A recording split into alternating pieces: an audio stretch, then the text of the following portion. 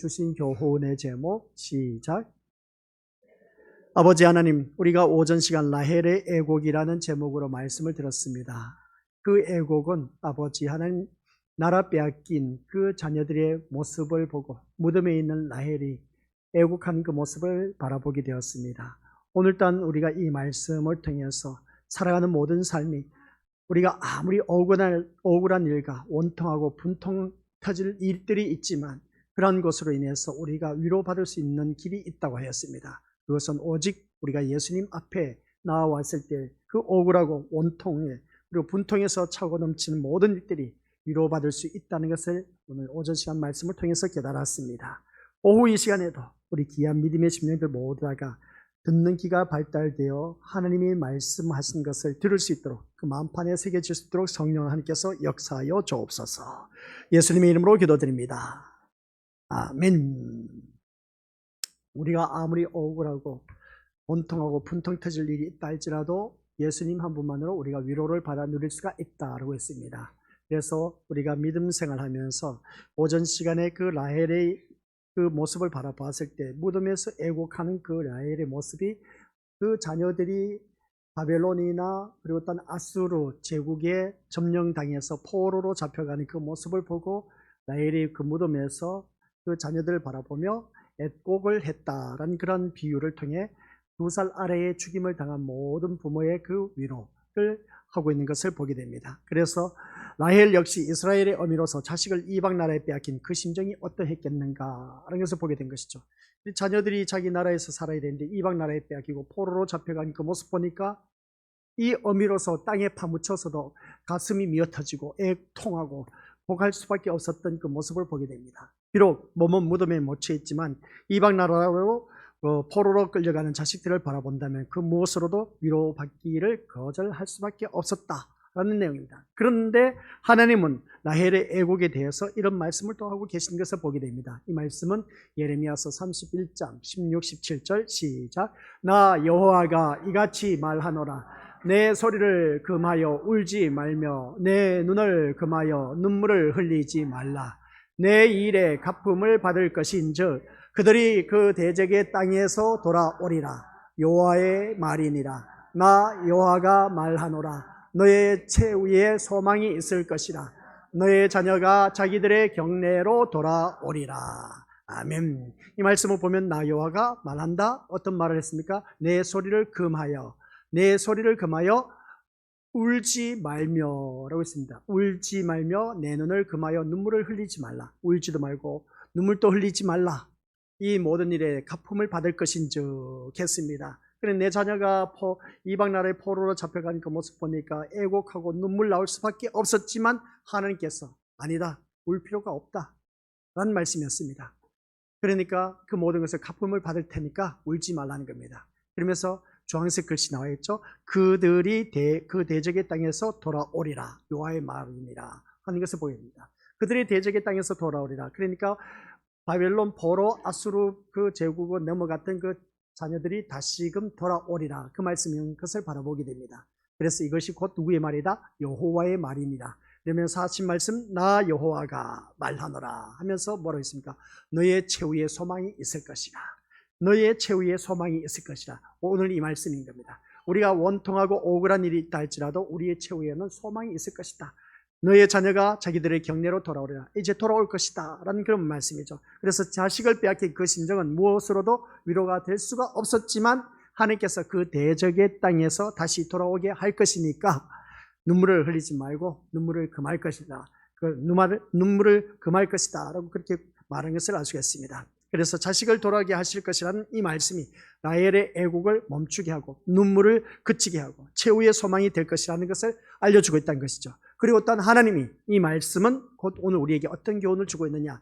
2살 아래의 모든 죽임을 당한 그 자녀들을 향해서 그 자녀를 잃은 부모의 심정 얼마나 애통하고 원통한 일들이 있겠습니까? 그런 모습 볼 때 같이 읽어보죠. 시작. 예수님이 오심으로 인해서 기어이 성취될 것이기 때문에 마태가 예레미야를 통한 하나님의 이 말씀을 인용하고 있었다라는 것입니다.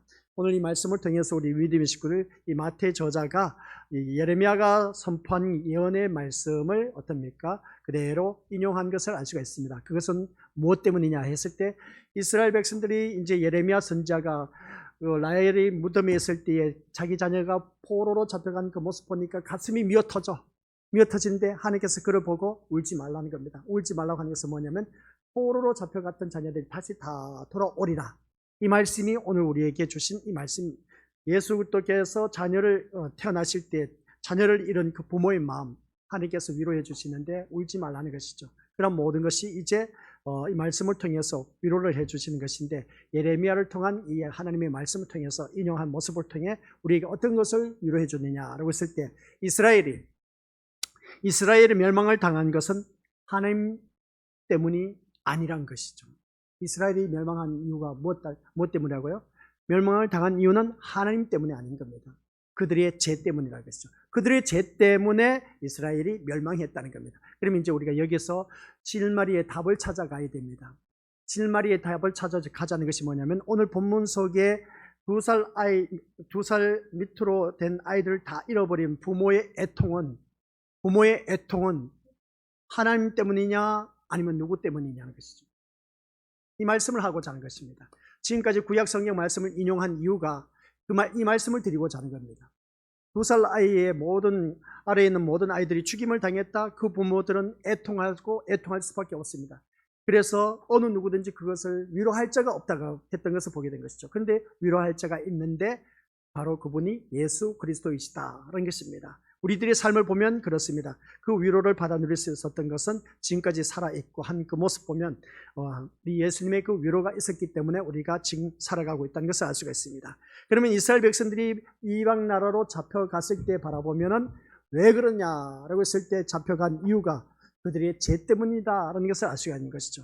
결국 라헬의 슬픔은 하나님이 이스라엘을 망하게 했기 때문이 아니라, 아시겠습니까? 하나님이 이스라엘을 망하게 했기 때문이 아니라 그들의 죄 때문이라는 것이죠. 죄로 인한 것이었음을 우리가 다시금 경각심을 일으켜주고 있습니다. 그러면 오늘 본문 속에서 말씀하고자 하는 의도를 여기서 이제 답이 다 나온 겁니다. 답이 다 나온 것이죠.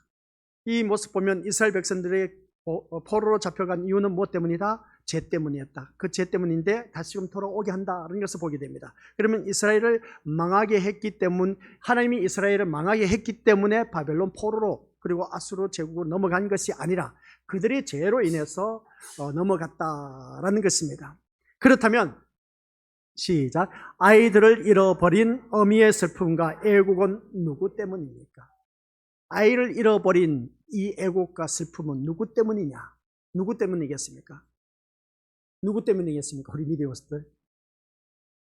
오늘 본문 속에서 나와, 이제 그러니까 정신 바짝 챙겨야 됩니다. 이 말씀 놓쳐버리면 우리 미디어스들 또 다시 들을 기회가 있을 수도 있습니다.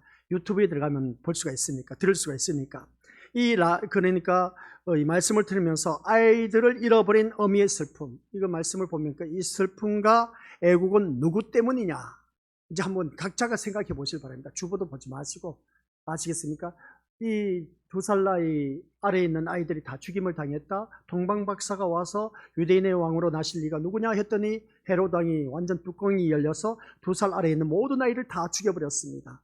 이런 모습을 보니까 이 2살 아래에 있는 아이들이 죽었다라는 것을 보면 누구 때문에 있겠습니까?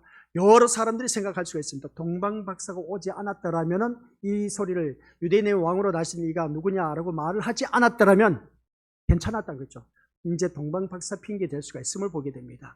그리고 어떤 이 말씀을 보니까 이 아이의 죽음을 바라보면 누구 때문이냐라고 했을 때에 예수님만 이 땅에 태어난다는 소리만 안 했어도, 예수님만 아니었어도 우리 아이는 죽지는 않았다는 겁니다. 그죠?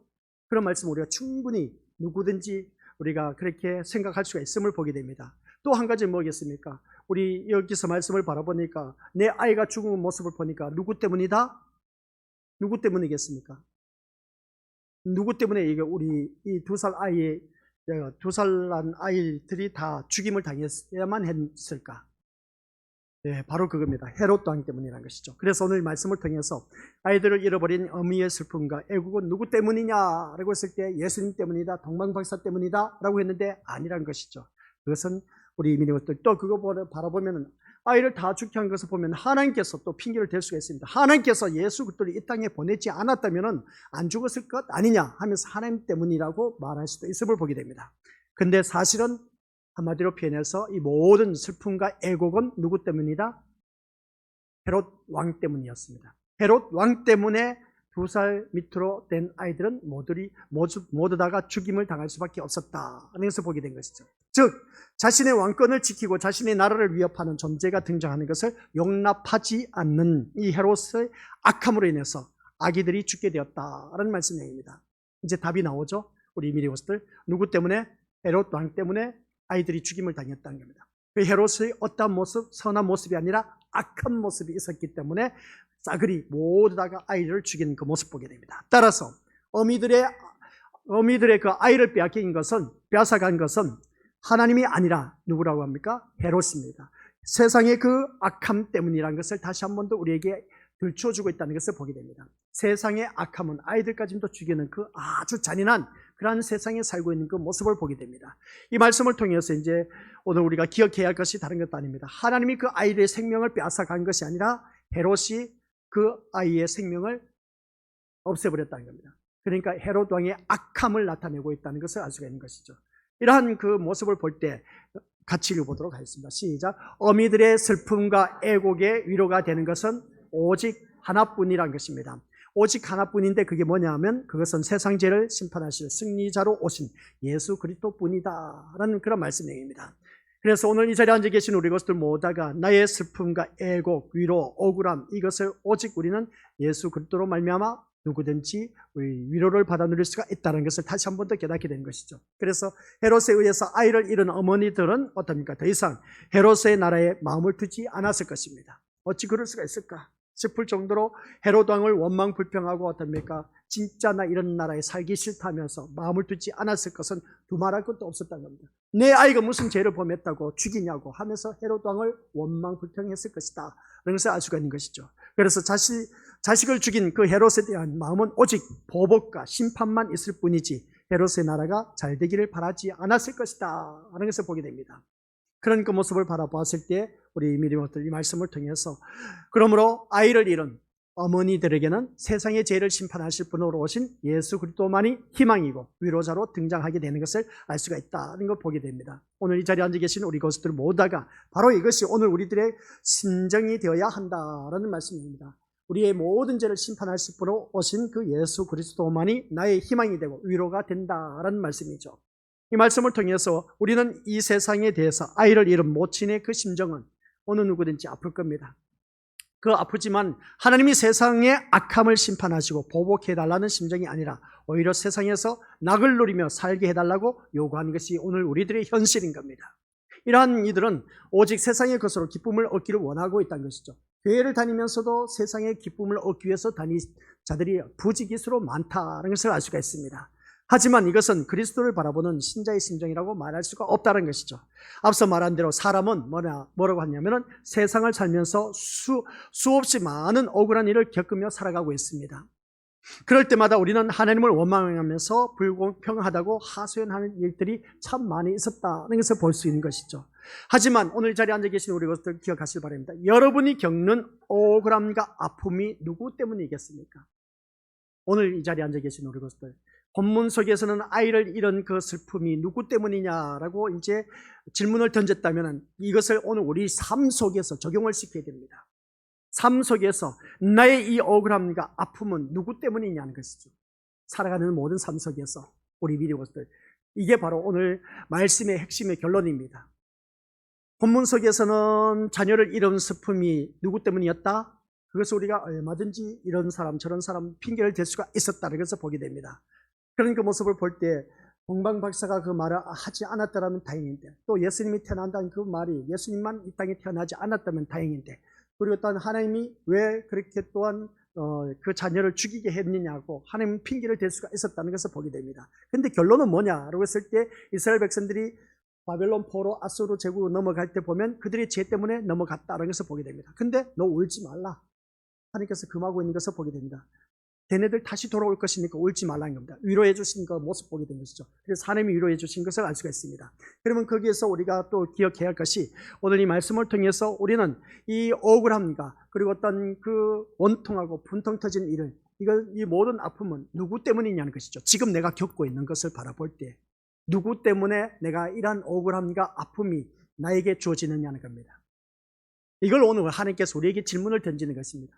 성경 말씀을 읽으면서 우리가 이것을 바로 깨달을 줄 아는 자가 우리가 끼어있는 자인 걸 보게 됩니다. 여기서 말씀을 보면 내가 이 억울하고 아픔을 당한 이유를 바라보니까 하나님 때문이라고 그리고 또한 세상 때문이라고 그렇게 표현할 수가 있음을 보게 됩니다. 그런데 세상에서 가장 억울한 일을 당하신 분은 누구라고 했습니까? 예수님이었습니다.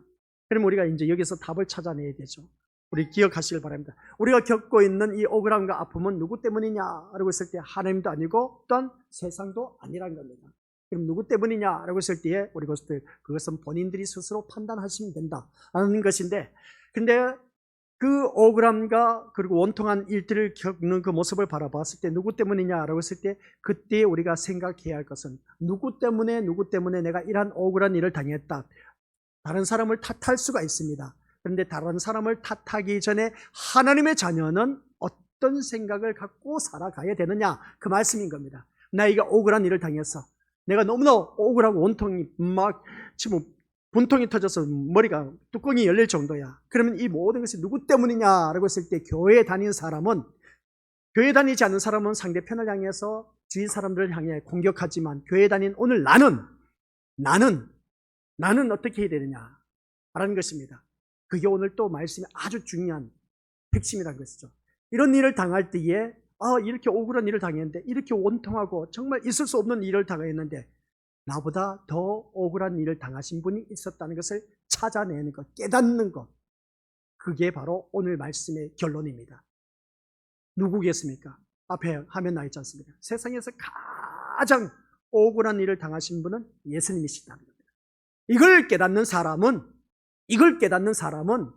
아무리 내가 억울한 일을 당해도, 원통한 일이 있어도 우리가 그것으로 인해서 남을 탓할 수가 없다는 겁니다.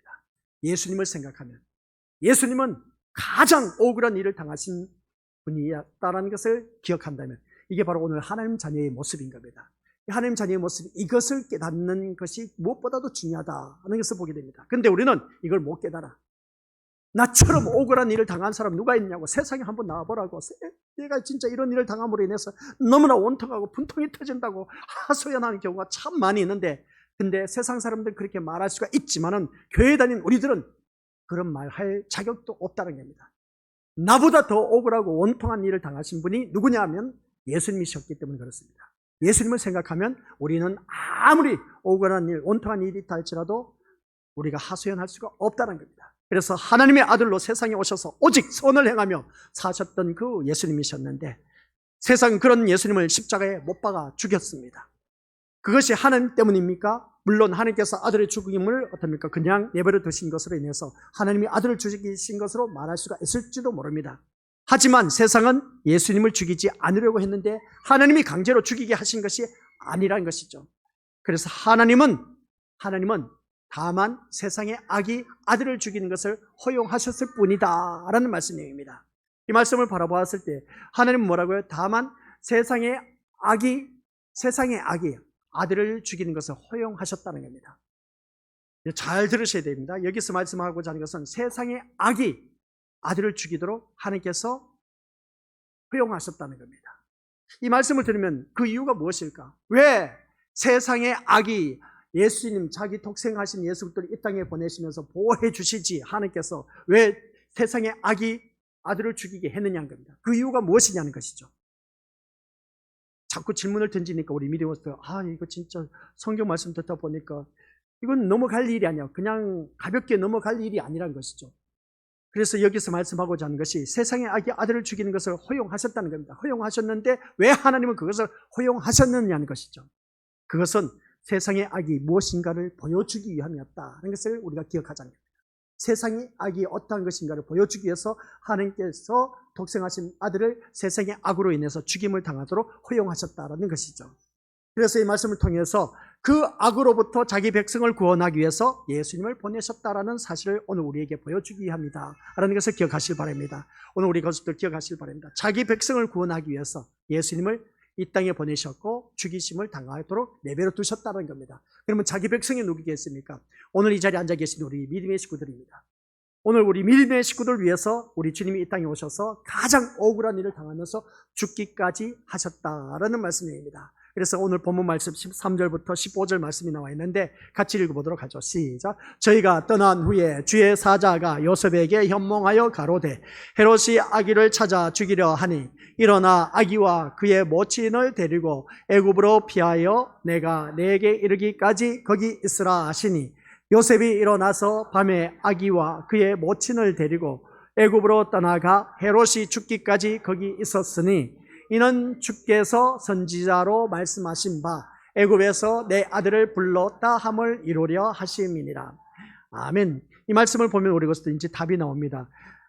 예수 그리스도가 태어날 때쯤 주의 사자가 현몽하여 그의 부모 요셉과 마리아에게 무슨 말을 했습니까? 애굽으로 피신하라고 했습니다. 근데 그 나라에 이제 헤롯 왕이 죽게 되면 너가 다시금 돌아오도록 하라는 그 말씀을 보게 된 것이죠. 그래서 애굽에서 내 아들을 불렀다 함을 이루려 하심이라. 이 말씀을 보면 이 마태는 예수님이 애굽으로 피신할 것을 두고 이미 호세아 선지자는 또 예언을 해놨습니다. 호세아 선지자가 예언을 했는데 예레미야 선지자뿐만 아니라 호세아 선지자도 예언을 했습니다. 그 말씀이 호세아 11장 1절 말씀. 시작. 이스라엘에 어렸을 때에 내가 사랑하여 내 아들을 애굽에서 불러내었거늘, 내 사랑한 아들을 애굽에서 불러내었거늘 했습니다. 이 말씀과 일치시키고 있다는 것입니다. 그러니까 호세의 이 말은 뭐냐라고 했을 때 하나님께서 이스라엘 백성을 애굽에서 불러내신, 하나님께서 뭐라고 했습니까? 이스라엘 백성들을 어디서? 애굽에서 불러내신 출애굽 사건을 언급하고 있습니다. 그러면 여기서 우리가 또 생각해야 됩니다. 이 시간에 식사하고 오셨기 때문에 참 졸음이 많을 겁니다. 근데 졸면 안 돼. 이 말씀 놓치면 안 되니까. 그러니까 하나님께서 이스라엘 백성들을 어떻습니까? 어디서 불러냈다? 애굽에서 불러냈다는 겁니다. 애굽은 곧 어디다? 세상을 말하고 있습니다. 세상에서 우리를 불러내주시니까 누구다? 예수 그리스도라는 것이죠. 그 말씀을 하고자 하는 것입니다. 그래서 마태는 이 출애굽 사건을 예수님께 적용을 시킨 것을 알 수가 있습니다. 그 의미는 이스라엘의 역사가 예수님 오심으로 인해서 그대로 재현될 것임을 바라보았기 때문에 호세아 선지자를 통해서 이 말씀을 예언했다는 것을 보게 된 것이죠. 즉 하나님이 이스라엘을 애굽에서 불러내신 것처럼 하나님이 이스라엘 백성들이 애굽에서 노예 생활하던 것을 불러내신 것처럼 예수님 또한 자기 백성을 어디에서? 애굽에서 불러내실 분으로 오셨다라는 그런 의미입니다. 그게 바로 이미 구약 성경 예레미야 선지자도 선포했고 또한 호세아 선지자가 말한 것처럼 이스라엘에 어렸을 때에 내가 사랑하여 내 아들을 애굽에서 불러내었다 하는 것처럼 이 땅에서 애굽에서 불러내실 일, 오늘 현대판 애굽은 세상입니다. 세상에서 우리를 불러내실 이가 누구였다고요? 예수 그리스도라는 것이죠. 그래서 예수 그리스도께서 우리를 불러내실 분으로 오셨다라는 말씀을 나타내기 위한 것임을 알 수가 있습니다. 따라서 예수님을 자신을 애굽에서 불러내기 위해서 오신 분으로 바라본다면 그가 애굽을 바라보는 것은 다를 수밖에 없습니다. 오늘 이 자리에 앉아 계신 우리 것들께서 기억해야 할 것은 뭐냐면 이스라엘처럼 애굽의 것을 그리워하면서 하나님을 원망하는 자로 살아서는 된다 안 된다? 안 된다는 것입니다. 이스라엘 백성들이 애굽의 노예로 살았던 그 이스라엘 백성들을 하나님께서 모세 지도자를 세워서 이끌어내셨습니다. 이끌어냈는데 이제 광야에서 이끌어냈을 때 그때 할렐루야 하면서 그들은 오직 하나님만을 찬양하는 모습 보게 됩니다. 우리 하나님 최고라고 그렇게 했던 그들이 이제 광야 생활을 하다 보니까 원망불평의 소리가 나옵니다. 원망불평의 소리가 나오는데 배가 고프다 해서 만나를 주셨습니다. 고기가 먹고 싶다 해서 고기도 줬습니다. 그러면서 어떻습니까? 그들이 참외와 외와 수박을 먹었다고 하면서 어떻습니까? 그렇게 표현을 하는 그 모습을 볼 때에 우리가 애굽에 있었을 때 하면서 그 애굽을 그리워하는 그 모습을 보게 된다는 것이죠. 애굽을 그리워하면서 차라리 우리가 이 광야에서 이렇게 참 먹고 사는 건 허구한 먹는 건 만나와 또 거기에 메추라기밖에 없는데 또 물이 제대로 나오지 않아서 원망불평하고 하는 이 모습 보니까 차라리 우리가 애굽에서 노예 생활했을 때가 좋았다고 그렇게 그리워하는 그 모습을 보게 됩니다. 출애굽기 말씀을 바라보니까 그 말씀을 보면서 우리 믿음으로서 오늘 그 모습을 보면서 자기 자신의 모습을 보자는 겁니다. 우리는 애굽에서 어떻습니까? 불러냄을 받았습니다. 세상에서 불러냄을 받았는데 우리는 여전히 예수 그리스도를 믿는다고 하면서 어디를 그리워하고 있다? 세상을 그리워하고 있다는 것을 보게 됩니다. 이게 오늘 이스라엘 백성들의 모습이 우리들의 모습, 나의 모습이라는 것이죠. 이게 오늘 우리가 고쳐야 할 문제라는 겁니다.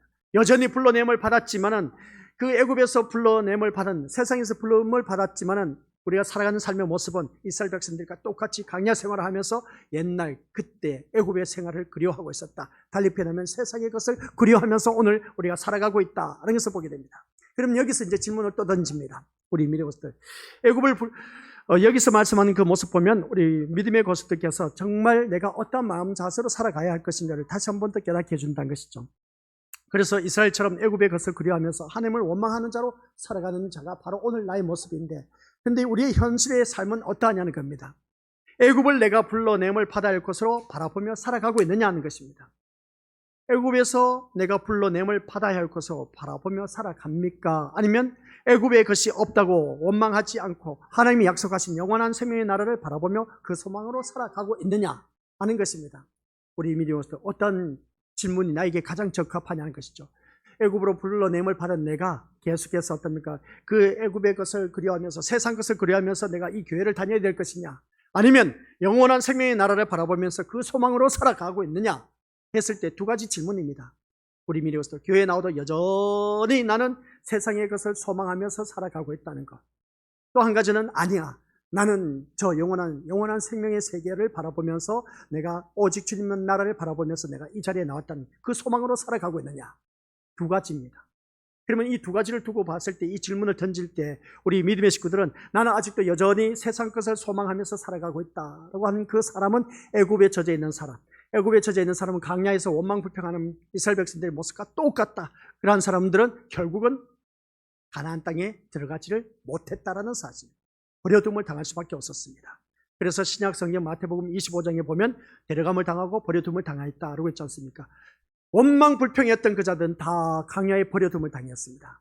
그러나 그 후에 이 세대들이 이제 가나안 땅에 들어가는데 가나안 땅을 소망하면서 살아가는 그 모습, 오늘 우리들의 모습이어야 된다는 것이죠. 달리 표현하면 우리 믿음의 것들, 영원한 생명의 나라를 바라보면서 소망하고 살아간 나의 모습이 되었을 때에 이 자리에 앉아 계신 우리 믿음의 식구들은 모두 다가 저 영원한 천국에 들어갈 수가 있다는 겁니다. 근데 우리가 믿음 생활하면서 우리가 그러지 않습니까? 하나님께서는 분명히 창세전에 그리스도 예수 안에서 우리를 택하여 주셨다라고 하는 말씀을 우리가 다들 잘 알고 있습니다. 그래서 어떤 우리가 마태복음 바라봤을 때 데려감을 당하고 버려둠을 당한다. 오른편에 있는 자는 양이기 때문에 데려감을 당하고 왼편에 있는 염소는 버려둠을 당한다. 슬기로운 다섯 처녀는 우리 신랑을 맞이해서 천국에 들어갔지만 미련한 다섯 처녀는 버려둠을 당했다 하는 것을 보게 됩니다. 밭을 똑같이 두 사람이 메고 있었는데 하나는 데려감을 당하고 하나는 버려둠을 당했다. 똑같이 맷돌질을 했는데 한 사람은 데려감을 당하는데 한 사람은 버려둠을 당했다. 이런 모습을 바라보았을 때 우리 믿음의 고수들, 여기서 우리가 무엇을 깨닫느냐는 것이죠. 내가 하나님의 자녀라면 어디에 소망을 두고 살아가야 되는가? 세상에 소망을 두고 사느냐? 아니면 영원한 생명의 세계, 천국에 대한 소망을 갖고 살아가느냐? 이러한 것을 우리가 살펴보았을 때 우리 믿음의 식구들은 나의 모습은 어디에 더 많이 편향되어 있고 더 많이 치중을 하고 살아가고 있느냐는 것이죠. 교회 나오면서도 여전히 세상 것을 그리워하면서 소망하면서 살아가고 있는 오늘 우리들의 모습이 아니냐라는 것을 바라보게 된 것이죠. 이 말씀을 보면 우리 것들, 우리의 삶은 이스라엘과 다를 바 없이 항상 애굽으로 가는 것을 만족을 누리며 탐욕에 눈이 어두워져서 거기서 벗어나지 못한 우리들의 모습을 보게 됩니다. 그래서 하나님은 우리로 하여금 세상의 억울한 일을 겪게도 하신다라는 것을 보게 됩니다. 세상에서 억울한 일을 왜 겪게 하시는지 하나님께서 참 심보도 이상하다, 그렇게 우리가 생각할 수가 있습니다. 또 세상에 살면서 아픔을 당하기도 하신다는 겁니다. 또한 세상에서 원통 터질 일들, 분통 터질 일들을 하나님께서 허락해 주신다는 겁니다. 그러나 그 모든 일의 배후에는 뭐가 조장하고 있다? 세상의 악이 조장하고 있다. 이것을 기억하라는 것이죠. 우리가 억울한 일을 당하고 아픔을 당하고 원통하고 분통 터진 일이 있는 이유는 그 배후에 뭐가 있었기 때문에 악이 도사리고 있었다는 것을 알 수가 있습니다.